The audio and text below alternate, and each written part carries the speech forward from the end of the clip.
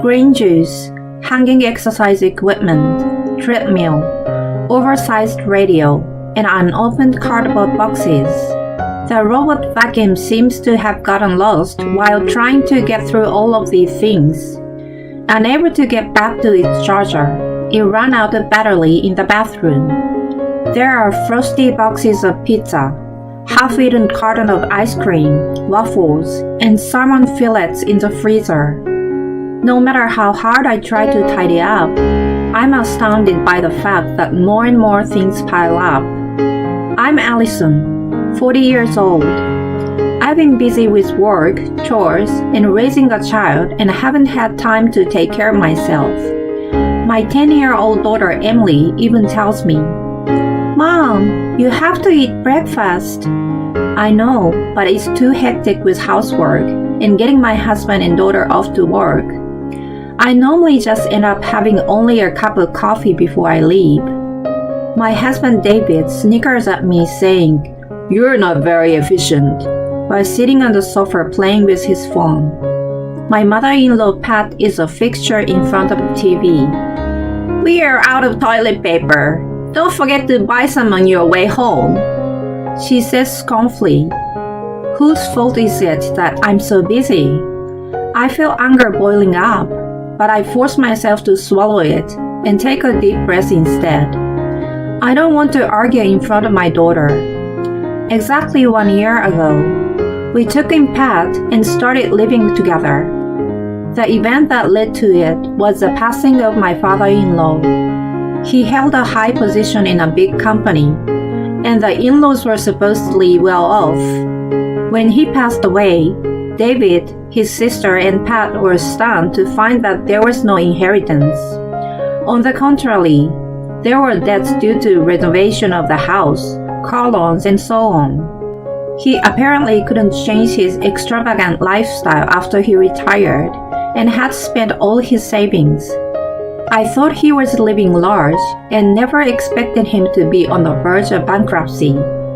The loan could not be paid off by Pat's Social Security alone, and she had to sell her car and house to make a little extra money. Of course, we couldn't let her, who had no sense of money, live alone.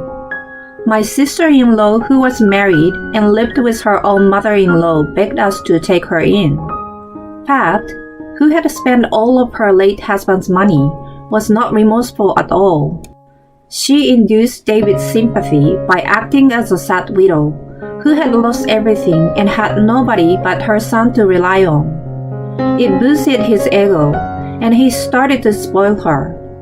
A month after she moved in, so many boxes from Amazon arrived. I was so stunned that I asked the courier, "What? Are you sure all of these are for my house?" As I was in shock, looking at the piles of boxes at the entrance, Pat walked up to me smiling. "The internet is amazing, isn't it? I ordered them yesterday and everything arrived already." "Are these all for you?" "Yes, my lovely son ordered them for me. Now please take everything to my room."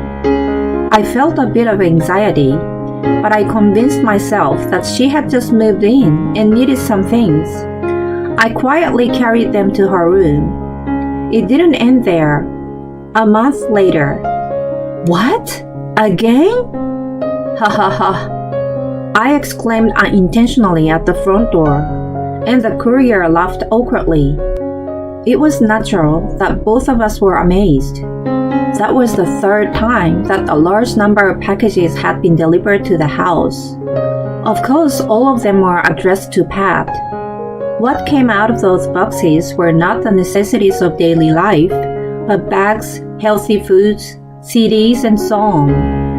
They were all little luxuries, and were not the kind of things that a person without money would buy. She wrote down the items she wanted while watching TV, and David ordered all of them. She beamed with joy when the items arrived. I could not agree with it and made my frustration clear to David. "Hey, you are spending too much." "Shut up! I can't believe you are trying to take away one of the few pleasures of old people. You are spiteful." I don't mean it like that. But the money.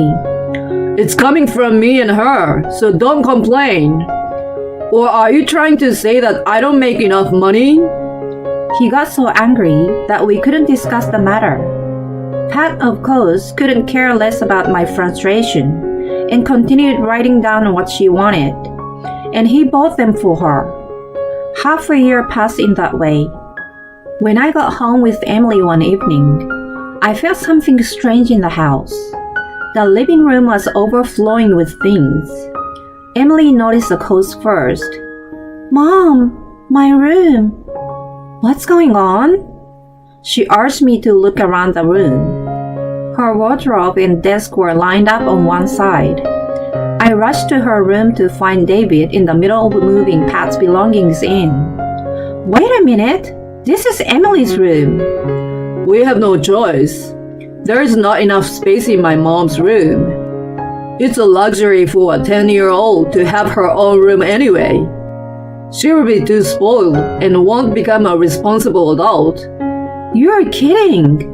She's entitled to her privacy too. Where is she going to change her clothes now? We're a family. She can change in the bathroom or anywhere. If her mother thinks like that, she will start bringing boys over soon. You're talking nonsense. What an inappropriate comment to say to his daughter. Emily had been staring at her room in despair beside me and muttered, "Daddy sucks." He was startled, but she went into the bathroom and locked herself in. I let out a deep sigh. I agree with her. What the hell? I just feel sorry for my mom. He seriously didn't think what he was doing was out of line. Meanwhile, Pat was nonchalantly opening the packages that had arrived. I was fed up living with those two, who not only had no sense of money, but were heartless. Emily hardly spoke to them for a week after that. I only supported her and refused to become a bridge between her and them. I was convinced that it was 100% their fault. They must have realized that it was a serious situation. One day, David proposed to cook a special dinner for a change. I was anxious, but I left to him, thinking it was the last chance for him to make up with her. When Emily and I came home, David and Pat cheerfully invited us to the dining table.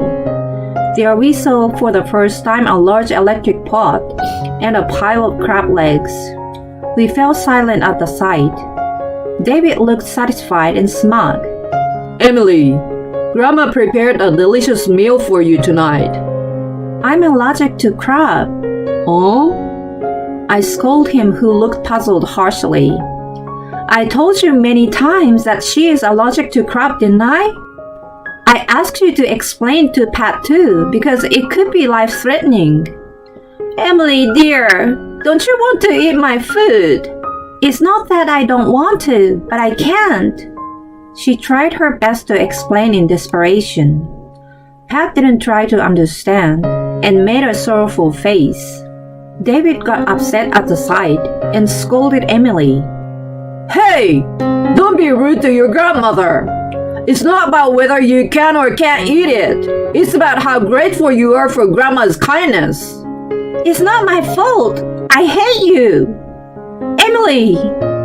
She retreated to the bedroom crying, and I tried to chase after her. I heard David let out an exaggerated sigh, like a father troubled by his daughter's rebellion. It's your fault for raising her like that. He blamed me for it. The thread that had barely held me together was snapped at that point. I didn't want to deal with him and Pat anymore. He was nothing but cruel to insist that her allergy was coming from her selfishness. It would have been better not to have a father who only flatters his mother and hurts his daughter. I definitely did not plan to be dragged down with their squandering either. I stared straight at David. She is a good girl. Who the hell are you constantly pamper your mother and forget about your daughter's allergies? Whose money do you think you're living on? My own. His face turned red and blue like traffic lights. In fact, I hadn't received any living expenses from him for the past 3 months. Pat's purchases increased, and all his salary was going to pay the bills. I didn't care about that anymore. Get out! If you disagree with me, get out of the house! Sure, please go through these then. What is it? Taking the opportunity, I quickly took out the divorce papers from my bag. The day after he took Emily's room for his mother, I visited an attorney's office. Although I had hoped that I wouldn't have to go through with it at that time, I was glad that I was not mistaken in my decision after all. His eyes looked as if they would pop out of his head. He must have thought that I would quiet down if he threatened me. It was too bad for him, and was fortunate for me. I will get out of here as soon as I can. You are going to regret this. David was too proud to back down, and snatched the papers roughly from my hand. I will come back later to pick up our belongings. Of course, I will leave everything else. You better. Don't touch my stuff. Yeah. I walked out of the dining room, leaving David, who brushed me away while twitching the corner of his mouth. Pat had started putting crab legs into the wobbly boiling pot. She obviously didn't care whether her granddaughter cried or her son divorced, as long as she had a place to live that satisfied her needs. I packed the bare necessities and left the house with Emily. When I peeked into the dining room, I saw a red-faced man downing a crab leg with a beer, and an old woman unobtrusively breaking the shell.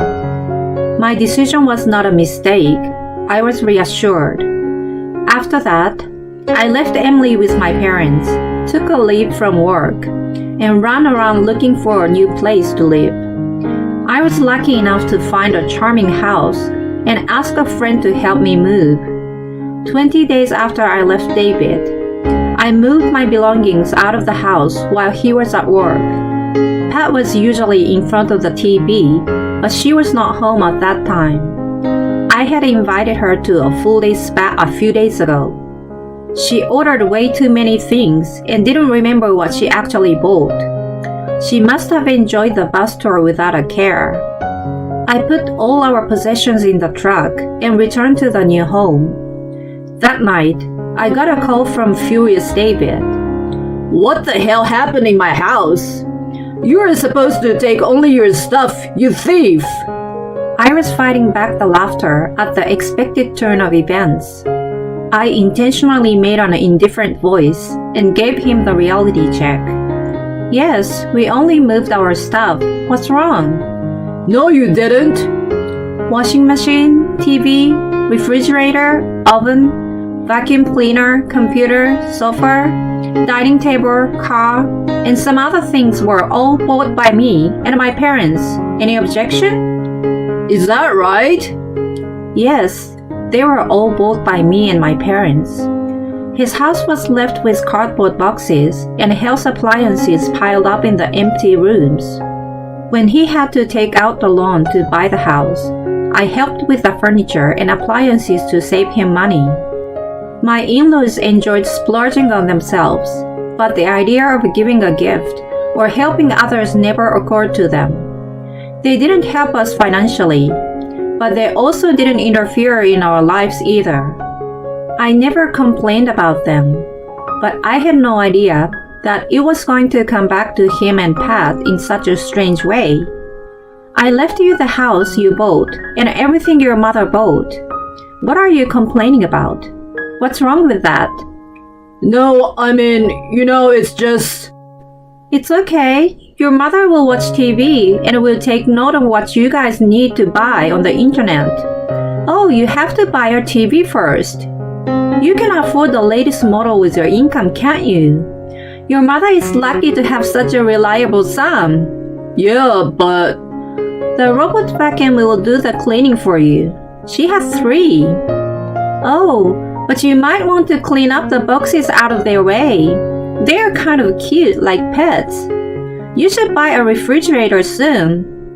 Frozen crabs and shellfish will thaw, so you'd better eat them as soon as possible. Also, those fish fillets and meat. And I think there are frozen waffles and veggies too. Oh, no microwave oven? You can substitute it with an electric pot you guys were using the other day. Oh, but there is no dining table. Well, you'll make it work. I'm going out for steak dinner with Emily tonight. Wait a minute. We're having a party for our fresh start. You should too. We'll talk about child support next week with my attorney. I'm off now, yay! Hey, wait! Leaving behind a squeal of delight that I let out unintentionally, I hung up the call. It was February, but everything I took out of the freezer in the morning was going to thaw in no time. Pat must have been devastated that her favorite TV was gone. I also took out her favorite lamp and down quilt. I imagined them struggling with anger and despair in the empty house, which made me feel a bit better. Then, as I had declared, we discussed child support at my attorney's office. David looked a little worn out, but he didn't want to be seen as a loser, and agreed to the divorce with an air of disregard. He shouldn't have had a problem buying everything with his salary and Pat's pension, but they were the kind of people who managed to create one. That was one of the reasons I decided to divorce him. Since then, every time I saw him for a bi-weekly visit with my daughter, his complexion became worse. Pat's squandering got worse, mistaking that her son chose her over his wife and daughter, which gave her the right to spend money. The fact that she no longer had me to nag her also accelerated her habits. When David came to realize his savings had run out. In addition, there were still plenty of loans left over from when they bought new furniture, appliances, and a new car. He finally understood that he was in serious trouble and issued a shopping ban. Pat became outraged for not having her needs satisfied, and he was angry at her for not listening to him. They apparently fought every day. When she realized that he wasn't going to budge, she took her wallet and went on binge shopping at the supermarket and drugstore. She especially favored a dollar shop and bought whatever she wanted. She was not only wasting money, but also increasing the clutter at an extraordinary speed. Their house overflowed like her hoarder's residence. She even bought tons of food, so they went bad before they were consumed. When David had enough and took away her wallet, she cried to the neighbors and caused a commotion. There was even a time when the authorities had to intervene. She deceived everyone by playing a pitiful elderly woman whose son stole her pension. They all blamed David, and she got her wallet back. She immediately ran to a dollar shop with great joy. In the end, David only had a year of child visitation. From the second year, child support payments fell behind, and Emily didn't wish to see him. My earnings alone were enough, so there was no problem for me. In truth, my life became financially and mentally easier without Pat, who never helped me with housework, but only spent money. Emily gradually gained back her cheerfulness. I was very glad that we didn't stay in that house for longer. 5 years after the divorce, "Here it is, Mom. I have been accepted. Oh my God." Emily receives an acceptance letter from the private high school of her choice. We jump up and down and embrace each other. She has worked exceptionally hard over the past years. She suppressed her desire to play with her friends or to give up and put all her effort into achieving her goal. I too supported her dream to come true by working harder and taking her to and from activities. It was achieved by us, mother and daughter working hand in hand. Of course, the past 5 years have not been all fun and games. I've struggled to handle my adolescent daughter and had a hard time with the coldness of the public view towards single mothers. What has been keeping me going is surprisingly David. It's not easy being a single parent, right? My mom is in a facility now, so come back to me. And I have to prepare to welcome you guys back. Send me money. I'm filled every time he sends me these foolish messages. Pat was indeed spiteful, but he still doesn't seem to understand that he was the culprit who neglected his daughter to look good in front of his mother. Anyway, right before he asked me to get back together with him, I witnessed Pat shopping at the dollar shop. I know that he is in so much trouble that he is selling his house. The two of them who live their lives without effort and remorse, but only with their selfish desire, will continue to fall to the bottom. That is a trivial matter for me now. Emily's smile is shining brightly as she has been accepted after much effort. That is enough to make me happy. So who wants a steak dinner for celebration? Yes, meat! I take her hand and we walk under the burning red sky at sunset. Her hand, which I haven't held in a long time, has grown bigger than mine. I feel a warmth deep in my chest.